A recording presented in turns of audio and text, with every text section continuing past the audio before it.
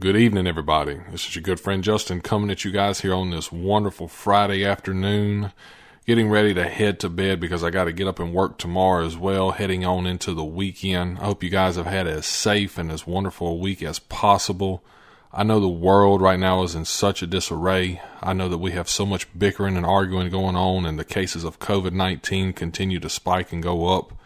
My heart, my thoughts, and my prayers go out to all of our emergency personnel, especially the nurses and doctors who are constantly working around the clock, short-staffed, who are trying their best to maintain some sense of normalcy, trying to maintain some way of providing in a way that we can keep this world spinning at some type of pace. Considering everything that's going on, that doesn't seem like it's possible, but these people make it happen every day. So I wanted to give them a thanks and a shout out as I get started into today's episode.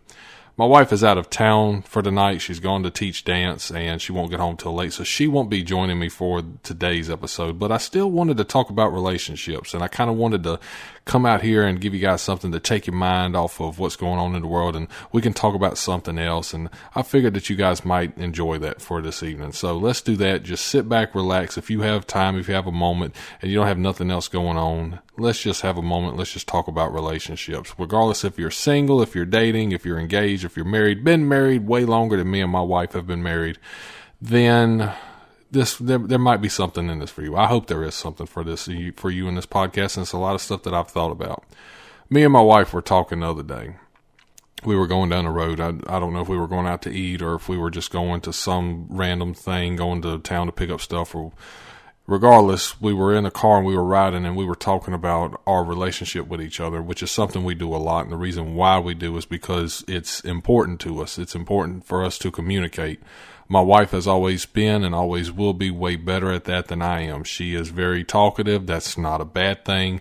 That is just simply me giving you the facts about who my wife is. She is talkative. She's more emotional than I am. She shows how she feels a lot more than I do. And it's easier for her to do that than it is for me, just because of our upbringings, who she is, who I am. There's nothing wrong or right about either person being who they are. It's just who we are and how we came together. And it's things that we work around with each other. Nobody that you're going to get with is ever going to be perfect. No, there's not one specific girl out there in the world who is just absolutely perfect, got the perfect size, perfect weight, perfect height, perfect attitude, perfect metabolism. There's no such thing. There is no such thing as the perfect guy out there. There is no guy that makes tons and tons of money, that is good looking and is just an awesome guy to talk to. If there is, I'd like to be best friends with him, just to be completely honest with you. But as far as I know, nobody like that exists. Everybody has their flaws and everybody has their quirks. And one thing that is a good footnote to put out there for everybody is that we all have to remember at some point that our normal is somebody else's weird. There's going to come a point in time in your life where you're going to come across somebody that just does not get you 1%. They don't understand why you're even in existence. They don't understand why you're walking around, but regardless, you're here, they're here. We share this planet together for a reason. We're all brothers and sisters at the end of the day, trying to make it day by day. Me and my wife were going down the road the other day and we were talking about our roles in the relationship. It is a known thing in our house that I make the majority of the money, so I pay the majority of the bills. I am the king of this castle. However, I am also the groundskeeper of this castle. That means that I do not enthrone myself to such a high level that I'm not willing to get my hands dirty, that I'm not willing to solve a problem or fix a situation that is going on. Regardless if it's something like fixing a leak in a sink, being the handyman around the house, or whenever she needs someone to talk to, whenever it's been a rough day for her, when she is crying and she needs a shoulder to lean on, I also have to be the therapist. I also have to be the person that reminds her how special and wonderful she is. And she does the same thing for me. And when I was talking earlier about making the majority of the money, paying the majority of the bills, we don't do the 50-50 thing at my house. And I'm going to explain to you why we don't. Because it is impossible. She does not work the same job that I do. She does not make the exact same money that I do every week. So there's no way for that to happen. She works a job. She's a hard worker. She is driven. She is motivated. She is the best thing that could have ever fell into my life. And she does more than one job. And when all her jobs and everything she's doing lines up, yeah, she makes almost right close to what I make a week, if not maybe once or twice in the past, probably more than I have. And that does not make me feel inferior to her whatsoever. Nor does me making more money than her make her feel inferior to me. We don't do that. We don't. Never, not one time has it ever crossed my mind how would I feel if she started making more money than me. I would be happy for her. I would cheer her on. I would be right there saying, you go get them. This is your chance. This is your shot. You're doing well right now. You're succeeding. I'm proud of you for working so hard.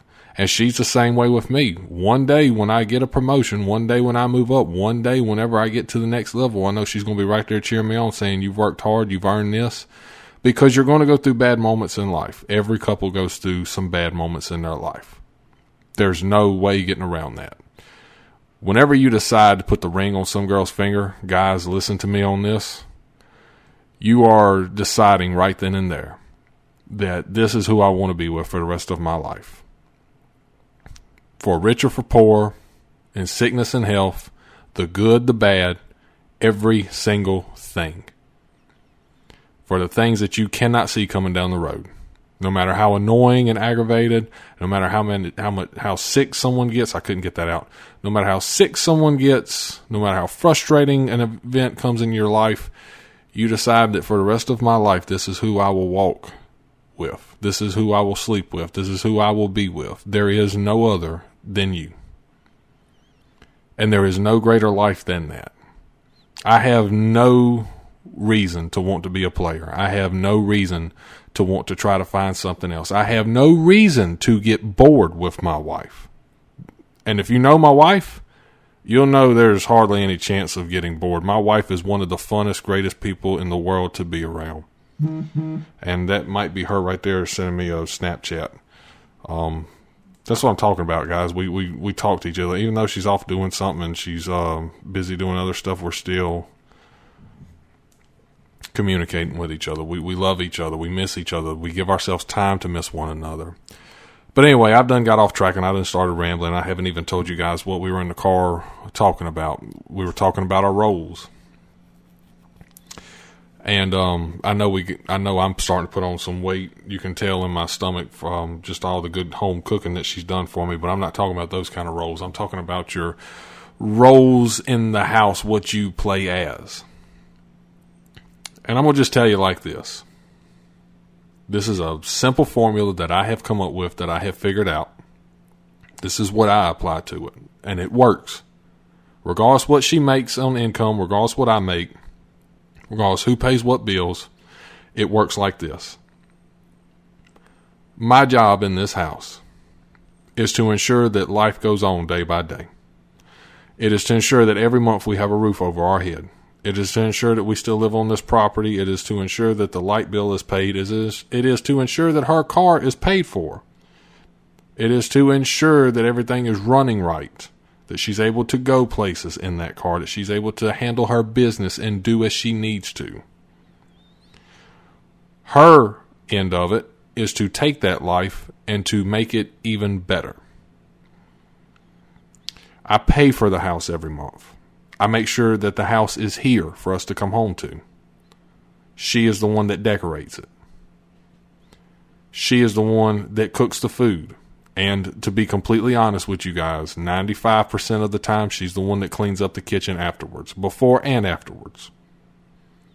Every once in a while, I'll scoot in there and say, I know you've had a rough day, but if I could be real honest with everybody, it's only like 5% of the time. Because sometimes when I come home, I am just so drained and wore out from work. I get up and go to work before her, and most of the time I'm coming in after her. And we work around that cycle with each other. Most evenings I have enough time to come through the door, say, hey, how you doing? How was your day?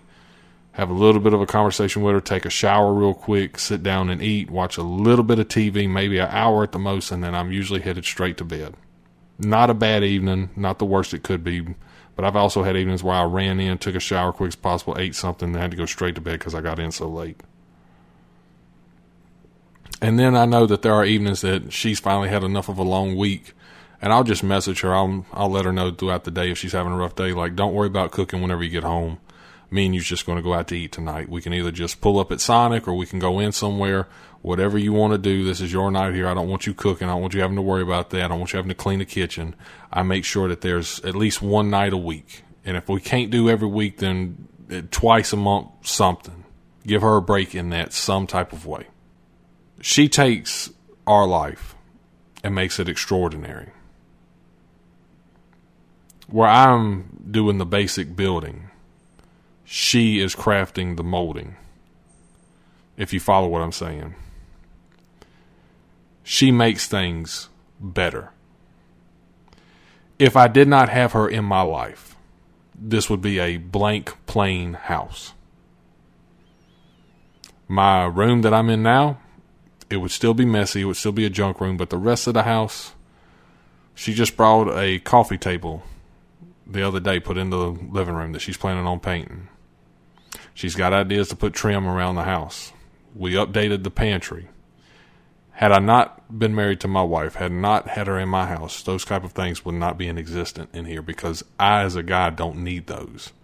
The pantry would have stayed the way it was. Wouldn't have been no table or coffee table in the living room.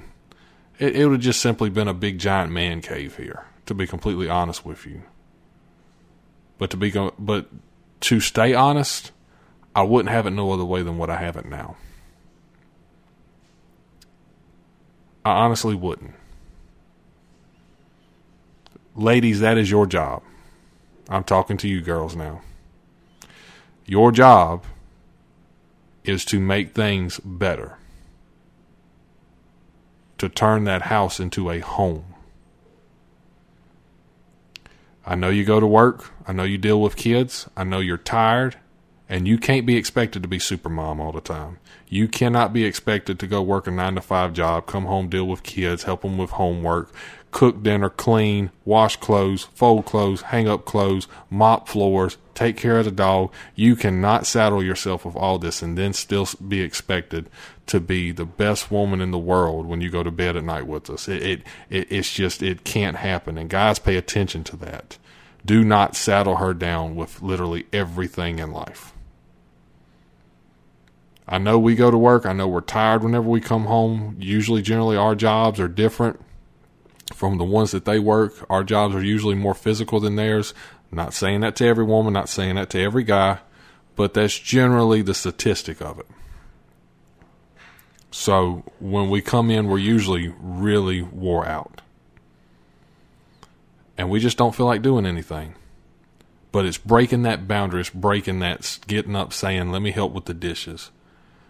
Let me mop the floors for you. Let me do something. Let me take the garbage out. Let me contribute some type of way. If you want your wife to be truly happy, it takes that. You cannot saddle them down with everything, just as much as the ladies can't saddle you guys down with everything.